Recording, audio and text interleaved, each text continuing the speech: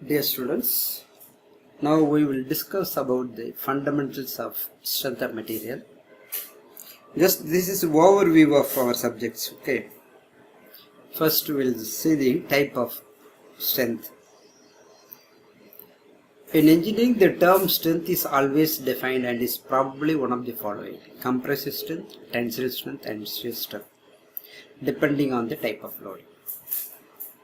Particular ஒரு engineering application எடுத்துக்கிட்டீங்கன்னாக்கா different types of loadingல இருக்கு. அதில் பார்க்கும்போது different types of loadingல strengthன்னு பார்க்கும்போது compressive strength, tensile strength, shear strengthன்றதான் பார்க்குறோம். சிவிலில் பொறுத்த வரைக்கும் சிவில் இன்ஜினியரிங் ப்ராக்டிஸில் ஃப்ளெக்சுரல் ஸ்ட்ரென்த்ன்றது பீமுக்கு ஃபைண்ட் அவுட் பண்ணுறாங்க. ஃபார் கன்ஸ்ட்ரக்ஷன் பீம்ஸுக்கு ஃப்ளெக்சுரல் ஸ்ட்ரென்த்து யூஸ் ஆகும். அதிகமாக நம்ம இண்டஸ்ட்ரியல் பொறுத்த வரைக்கும் நம்ம யூஸ் பண்ணுறது compressive, tensile and shear stress. So இதில் கம்ப்ரெஷன் அப்படின்னு சொல்லும்போது ஒரு ஆப்ஜெக்ட் வந்து ஃபிக்ஸாக இருக்குது, மேலே லோடு வந்து அப்ளை ஆகுது, ஒரு இடம் ஃபிக்ஸடு மேலே அப்ளை ஆகுதுன்னு அது கம்ப்ரெஸ் பண்ணும். அப்போ கம்ப்ரெஸ் பண்ணும்போது லென்த்து வந்து கம்மியாச்சுனாக்கா அது கம்ப்ரெசிவ் ஸ்ட்ரெஸ்ன்னு ஆகுது. அந்த கொடுத்துக்கிற டைமென்ஷன்ஸ் வந்து எலாங்கேஷன் ஆச்சு, இதை விட கொஞ்சம் அதிகமான லென்த் ஆச்சு, எலாங்கேட் ஆகுதுன்னு சொன்னால் அது டென்சைல் ஸ்ட்ரெஸ்ன்றது புரிஞ்சுக்கலாம். ஷியர்ன்றது அப்படின்னு கேட்டால் அதனுடைய ஷேப் வந்து கொஞ்சம் டிஃபார்ம் ஆகிருக்கும், அதான் டில்ட் ஆகிருக்கும். ஒரு ஆப்ஜெக்ட் வந்து பேஸ் ஃபிக்ஸ் ஆகிருக்கு, மேலே ஷேர் டாப்பில் வந்து பேரலாக வந்து சர்ஃபேஸ்க்கு பேரலாக ஒரு லோடு அப்ளை ஆகும்போது டில்ட் ஆகும் அந்த ஆப்ஜெக்ட், அது வந்து ஷியர் ஸ்ட்ரெஸ். இதில் ஃப்ளெக்சுரல் இது இருக்குது, அது வந்து சிவில் அதிகமாக யூஸ் பண்ணுறது. அது வந்து ஒரு பீம் வந்து ஃபார் எக்ஸாம்பிள் வந்து ரெண்டு வாளுக்கு இடையில் ஒரு பீம் இருக்குது. அந்த பீமில் சென்டரில் லோடு அப்ளை ஆகுது, அந்த லோடு ஆகக்கூடிய பெண்டிங் இருக்குது, அதுதான் ஃப்ளெக்சுரல் ஸ்ட்ரென்த்துன்னு சொல்கிறோம். இப்போ வீடெல்லாம் இப்போ கன்ஸ்ட்ரக்ஷன் பண்ணும்போது ஒரு 10 ஃபீட்டுக்கு 8 ஃபீட்டுக்கு ஒரு பீம்ஸ் போடுவாங்க. இப்போ நம்ம கிளாஸ் ரூமில் இருக்கோம், கிளாஸ் ரூமுக்கு வந்து பீம்ஸ் கிடையாது. அப்போ கிட்டத்தட்ட ஒரு 30 ஃபீட் டிஸ்டன்ஸில் அப்படி இருக்குன்னாக்கா அதுக்கு தகுந்த மாதிரி இந்த பீமோட இது சைஸ் வந்து மாறுது. நம்ம வீட்டோட கன்ஸ்ட்ரக்ஷன் பிரகாரம் நம்ம காலேஜ் கன்ஸ்ட்ரக்ஷன்ஸ் இருக்காது. எனக்கு இந்த பீமோட சைஸ் வந்து ரெக்டாங்குலராகவும் ரொம்ப திக்காகவும் இருக்கும். ஏன்னா டு வித்ஸ்டாண்ட் தி ஃப்ளெக்சுரல் ஸ்ட்ரெஸ்க்காக தான், அதுதான் ஃப்ளெக்சுரல் ஸ்ட்ரெஸ். சரி, அடுத்து பார்ப்போம் ஸ்ட்ரெஸ்னா என்ன. ஸ்ட்ரெஸ் பிளைன்னு சொல்ல போனால் லோட் பை ஏரியா, ஸ்ட்ரெஸ்ன்னு சொன்னால் லோட் பை ஏரியா. அப்போ அந்த ஸ்ட்ரெஸ் சொன்ன லோட் பை ஏரியா சொன்னால் என்ன, ஆக்சுவலாக internal resistance offered by the மெட்டீரியலில் தான் நம்ம வந்து ஸ்ட்ரெஸ்ஸை சொல்கிறோம். இப்போ வந்து ஒரு ஸ்கொயர் கிராஸ் செக்ஷன்ஸ் இருக்குது, லோடு வந்து பாயிண்ட் லோடு அப்ளை ஆகுதுன்னு சொன்னால் அந்த ஸ்கொயர் செக்ஷனும் அந்த யூனிட்டை நம்ம பிரிச்சுன்னு வச்சுக்கோங்க. ஒவ்வொரு யூனிட்லும் வந்து லோடு வந்து ரெசிஸ்ட் பண்ணும். இதை அந்த யூனிட் ஸ்ட்ரெஸ்ஸை தான் நம்ம வந்து ஸ்ட்ரெஸ்ன்னு சொல்கிறோம். அதான் ரெஸ்டோரிங் ஃபோர்ஸ் தான் நம்ம ஸ்ட்ரெஸ்ன்னு சொல்கிறோம். Internal resistance offered by the material deform ஆகாமல், இந்த லோடால் மெட்டீரியல் வந்து டிஃபார்ம் ஆகாமல் தடுக்குது. அந்த தடுக்கிற நிகழ்வுக்கு பேர் என்ன, ஸ்ட்ரெஸ். ஷியர்ன்னு சொல்கிறோம், ஷியர் ஸ்ட்ரெஸ். அதே மாதிரி ஷியர் ஸ்ட்ரெஸ்ன்றது அது நொட்டேஷன் வந்து தவுன்னு சொல்கிறோம். Is the measure of the internal resistance of material to an extent applied shear load அப்படின்னு சொல்லும்போது shear load, that shear load is parallel to the அதாவது object cross sections of the objects. இப்போ normal லோடுன்றது perpendicular to the cross section, இது வந்து parallel to the cross section. இது அந்த load by resisting ஏரியாவில் தான் நம்ம ஷியர் ஸ்ட்ரெஸ்ன்னு சொல்கிறோம். Tau equal to W by A. இப்போ ஷியர் ஸ்ட்ரெஸ் இது வந்து ஃபிக்ஸ் ஆகிருக்கு, லோடு இங்கே ஷியர் லோடு அப்ளை ஆகுது, இது அப்படியே பெண்ட் அப்படியே டில்ட் ஆகுது, கீழே எந்த சேஞ்சும் கிடையாது, மேலே இருக்கிற போர்ஷன் அப்படியே கொஞ்சம் சரியுது, அதுதான் வந்து ஷியர் ஃபோர்ஸ். அதை ரெசிஸ்ட் பண்ணுற ஃபோர்ஸுக்கு தான் இது ஷியர் ஃபோர்ஸு, ஷியர் ஸ்ட்ரெஸ். இது ரெசிஸ்டிங் ஸ்ட்ரென்த் வந்து ஷியர் ஸ்ட்ரெஸ். இப்போ அல்டிமேட்னு இருக்குது, ஒரு லோடு அப்ளை பண்ணுறோம் ஒரு ஆப்ஜெக்ட்னு சொன்னால் சேஃப் லிமிட்டுக்கு வரைக்கும் இருந்தால் அது எலாஸ்டிக் லிமிட், அது வந்து ப்ரொபோர்ஷனல் லிமிட்னு சொல்லுவோம். வித்தின் திஸ் ப்ரொபோர்ஷனல் லிமிட்டில் வந்து ஒரு லோடு ரிலீஸ் பண்ண பிறகு it ரீகெயின்ஸ் the original shape and size. அந்த லிமிட் வரைக்கும் அது எலாஸ்டிக் லிமிட்னு சொல்கிறோம். அந்த எலாஸ்டிக் லிமிட்டில் இருக்கிற லோடு வந்து ஒர்க்கிங் லோடு, அந்த ஸ்ட்ரெஸ்ஸுக்கு வந்து working stress, safe stress. So அதுக்கு மேலேயும் கொஞ்சம் லோட் அப்ளை பண்ணோம்னா அது பிளாஸ்டிக் ஸ்டேஜ் கொஞ்சம் எக்ஸ்டெண்ட் ஆகுது, அது பெர்மனன்ட் டிஃபார்மேஷன் ஆகும். அந்த பெர்மனன்ட் டிஃபார்மேஷன்ஸ் கொஞ்சம் சர்டன் லிமிட்டுக்கு ஆகும்போது அது வந்து ஈல்டு ஸ்ட்ரென்த்து சொல்லும். ஃபர்தராக லோடு அப்ளை பண்ணுறோம். ஸோ பியாண்ட் ஈல்டுக்கு மேலே அப்ளை பண்ணுறோம், அதுக்கு பேர் அல்டிமேட் ஸ்ட்ரென்த்து சொல்லும். அல்டிமேட் ஸ்ட்ரென்த்துக்கு அப்புறமா பார்க்கணும் நெக்கிங் ஆகி பிரேக் ஆகிடும், அப்போ ultimate strength. So strength of the material is the measure of the stress that it can take when in use. The ultimate strength is the measured stress at failure, but this is not normally used for design. Ultimate strength வந்து நம்ம அந்த material எவ்வளோ தாங்கும்ன்றது நம்ம find out பண்ணுறதுக்கு ultimate strength use பண்ணுறோம். ஆனால் அந்த design பர்பஸுக்கு நம்ம யூஸ் பண்ணுறது இல்லைன்னு சொன்னாலும் அது நமக்கு தேவை. ஏன்னா இது மேக்சிமம் லோடு இவ்வளோக்கு மேலே போனால் பிரேக் ஆகும் அப்படின்ட்டு நமக்கு தெரிஞ்சால் தான் அதுக்குள்ளே தான் நம்ம லோடை கொடுக்க முடியும். ஸோ அது தெரியாமல் இருந்தால் அப்போ எவ்வளோ லோடு வேணாலும் கொடுப்போம், இப்போ ஃபெயிலியர் ஆகிடும். So that we must know the ultimate level of the strength, then only we can apply the safe amount of the load. அதுக்காக நம்ம அல்டிமேட் ஸ்ட்ரென்த் நமக்கு தெரிஞ்சே இருக்கணும். அப்போது ultimate stress by permissible stress தான் நம்ம சேஃப்டி ஃபேக்ட்னு சொல்லணும். ஸ்ட்ரெயின் சொன்ன ஜென்ரலாக ஸ்ட்ரெயின் சொல்லும்போது increase in length divided by original length delta L by L. அப்போ ஸ்ட்ரெயின்ன்றது in engineering this is not a measure of force, but it is the measure of the deformation. எந்த அளவுக்கு deform ஆச்சுன்றதை find out பண்ணுறதுக்கு தான் by the influence of stress. அதுக்காக தான் நம்ம பண்ணுறோம். அது வந்து டென்சைல் ஆர் கம்ப்ரெசிவ் லோட்னால ஒரு ஆப்ஜெக்ட் வந்து எவ்வளோ டிஃபார்ம் ஆகிருக்குது தெரிஞ்சது தான் ஸ்ட்ரெயின். அப்போ increase in length by original length. Strain வந்து டைமென்ஷன்லெஸ். ஏன்னா இது வந்து மியூச்சுவலாக கேன்சல் ஆகிடுது யூனிட்ஸ்.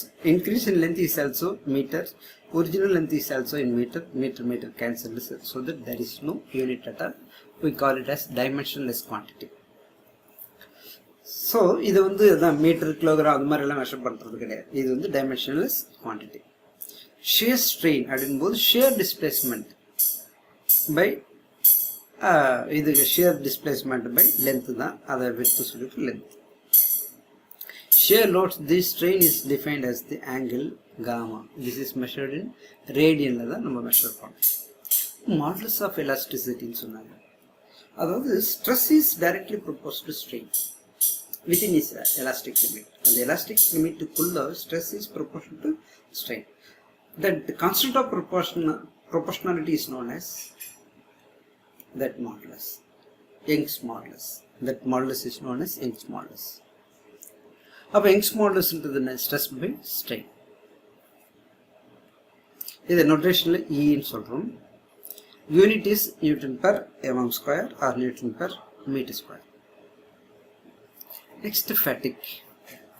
இந்த ஃபேட்டிக் வந்து சைக்ளிக் லோடு. ஒரு ஆப்ஜெக்ட் வந்து ரொம்ப நாளுக்கு யூசேஜ் இருக்குது, ஸோ மெனி சைக்கிள்ஸ்க்கு அப்புறமா யூசேஜ் இருக்குது. அப்புறம் ஒரு பர்டிகுலர் யூசேஜ் ஆயிருந்து மறுபடியும் ஒரிஜினல் ஷேப்புக்கு வருது மறுபடியும் ஒரிஜினல் ஷேப்புக்கு வருது. இப்படியே இந்த ப்ராசஸ் கண்டினியூ ஆகிட்டே இருக்கும்போது அட் ஒன் ஸ்டேஜில் வந்து ஃபெயிலியர் ஆகும். தட் ஸோ மெனி டைம்ஸ் அந்த யூசேஜுக்கு அப்புறமா it may becomes failure. That kind of failure is known as fatigue failures. இப்போ வந்து இப்போ ஃபார் எக்ஸாம்பிள் இந்த பிரிட்ஜ் இங்கே உடஞ்சிருக்கிறத பார்க்குறோம். இந்த பிரிட்ஜில் வெஹிக்கிள்ஸ் நிறைய போயிட்டு at one stage it will be problem. So அந்த ஃபெட்டிக்கு என்னுடைய இது ஃபைண்ட் அவுட் பண்ணுறதுக்கு ஃபெட்டிக் டெஸ்ட்னு இருக்குது. அதுலேயும் சேஃபாக யூஸ் பண்ணும்போது இந்த மாதிரி ஃபெயிலியரை அவாய்ட் பண்ண முடியும். அதாவது லைஃப் ஸ்பேன் தெரிஞ்சால் பாய்சன் ரேஷியோன்றது வந்து lateral strain by linear strain. அப்போ பாய்சன் ரேஷியோன்றது என்ன அப்படின்னு கேட்டிங்கன்னா, இப்போ ஒரு இது இருக்குது,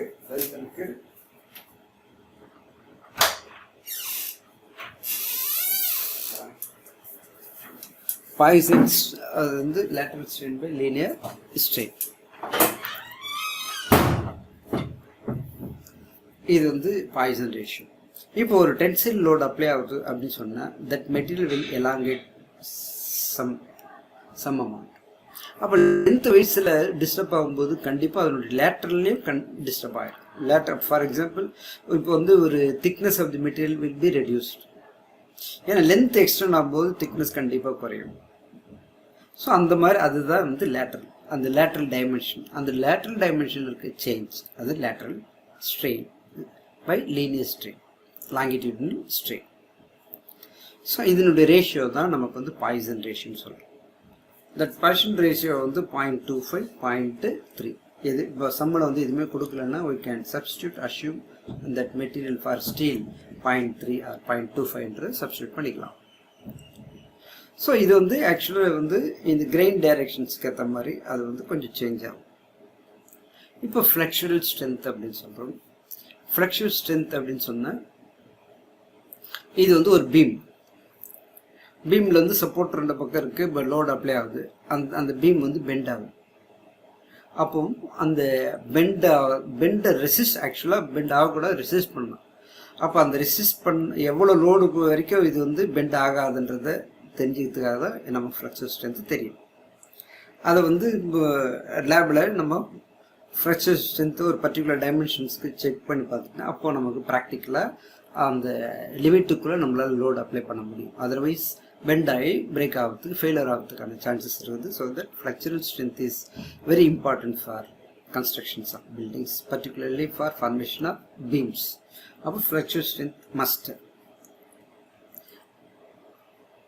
தென் இது வந்து just it indicates the real time application. இப்போ ஷியர் ஸ்ட்ரெஸ்ன்னு பார்த்தோம், கம்ப்ரசிவ் ஸ்ட்ரென்த்து, டென்சிவ் ஸ்ட்ரென்த் எல்லாம் பார்க்கணும். ஆனால் எந்த இடத்துல அப்ளை ஆகுது, அப்ளிகேஷன்ஸ் ஓரியன்டாக என்னன்றதை பார்க்கறதுக்கு அது ஜஸ்ட் இந்த ஒரு இதை கொடுத்துருக்கு. இப்போ ஃபார் எக்ஸாம்பிள் இது இந்த ப்ராக்கெட்ஸ்க்குள்ளே ஒரு ஜஸ்ட் ஒரு பின்னு போட்டுரும். இந்த பின்னில் வந்து இது லோடு அப்ளை ஆகுதுன்னு சொன்னால் இது வந்து லோடு இந்த பக்கம் அப்ளை ஆகுதுன்னா பிகாஸ் ஆஃப் ஷியரில் இது பிரேக் ஆகிறதுக்கு வாய்ப்பு இருக்குது. அப்போ வித்தின் திஸ் லிமிட்டில் இருக்கும்போது இட் வில் பி சேஃப். அந்த ஷியர் ஸ்ட்ரெஸ் வந்து அந்த பின் அண்ட் ரிவர்ட்ஸ் இருக்கு, இது பின்னு இதில் ரிவர்ட் ஆகிருக்கு. இப்போ அந்த லிமிட்டுக்குள்ளே ஒரு லோடு அப்ளை ஆச்சுனாக்கா nothing will happen. Otherwise more லோடும் போது ஷேர் ஆகும். அதுதான் இது வந்து it is always acting on the shear stress basis. இதுன்னு பார்த்தீங்கன்னாக்கா இது வந்து ஆக்சுவலாக நக்கிள். இப்போ இது வந்து பிவட்டல் பாயிண்டில் இருக்குது, இங்கேயும் லோடு இருக்குது, இங்கேயும் லோடாக இருக்கும்போது இப்போ இந்த இடத்துல ஷேரிங் நேச்சுரல். ஏன்னாக்கா இந்த பிவட் ஜாயிண்ட்டுக்கும் இந்த பிவட் ஜாயிண்ட்டுக்கும் ஷேர் இருக்கும். இதுக்கு வந்து டபுள் ஷேர் ஆகும், இதுக்கு சிங்கிள் ஷேர் ஆகும், ஆக்ட் ஆகும். ஸோ அந்த லோடு வந்து வித்தின் திஸ் லிமிட்டில் இருக்கும்போது பிரச்சனை கிடையாது, இல்லைன்னும் போது அப்போ வந்து ஃபெயிலியர் ஆகும். அப்படி ஃபெயிலியர் இதில் ஃபெயிலியர் ஆகுது, இதுக்கு பேர் டபுள் ஷேர்னு சொல்லணும், இது வந்து சிங்கிள் ஷேரில் ஃபெயிலியர். பட் ஷியர் ஃபோர்ஸ் எப்படி ஆக்ட் ஆகுன்றதுக்கான ஒரு geometric concept, applications orient concept தான். ஸோ இப்போ வந்து அலோவபிள் ஷியர் ஸ்ட்ரெஸ்ன்னு சொல்கிறோம். அலோவபிள் ஷியர் ஸ்ட்ரெஸ்ன்றது எதை பேஸ் பண்ணியிருக்கு அப்படின்னு சொன்னால், அதாவது allowable shear stress must be greater than average shear stress. இது வந்து கன்சிடர்ட் அஸ் சேஃப். அதாவது ஆவரேஜ் வந்து கிரேட்டர் தென் தி அலோவபிள் அப்படின்னாக்கா ஃபெயிலியர்ஸ். அதாவது allowable shear is more than that of average stress is more than that of allowable shear stress வந்து failures. அப்போ அதுக்கு வந்து சேஃப்டி ஃபீச்சர்ஸ்ன்னு பார்க்கும்போது allowable shear stress, average shear stress, இது வந்து greater than 1 safe, less than 1 unsafe. இப்போ இது வந்து geometric concepts of the shear stress diagram. இது வந்து both in fixed, there is no shear at all. ஏன்னா இது வந்து இங்கே ஷியர் ஆயிருக்கு, கொஞ்சம் லிஃப்ட் ஆயிருக்கு, இது வந்து ஷியர். அப்போ இதுக்கான கண்டிஷன்ஸ் வந்து திஸ் மெட்டீரியல் வந்து ஹோமோஜினியஸாக இருக்கணும், ஐசோட்ரோபிக்காக இருக்கணும். ஷேர் வில் டிஸ்டர்ப் எலிமெண்ட் யூனிஃபார்மாக, ஷேர் வந்து டிஸ்டர்ப் யூனிஃபார்மாக, அதாவது எந்த டிஸ்டர்பன்ஸ் இருக்க யூனிஃபார்மாக இருக்கும், எக்ஸென்ட்ரிக்காக இருக்காது. இப்போ டார்ஷன்ட்டுன்னு எடுத்தோம்னாக்கா இதுக்கு பேர் ட்விஸ்டிங் மூமெண்ட்னு சொல்கிறோம்.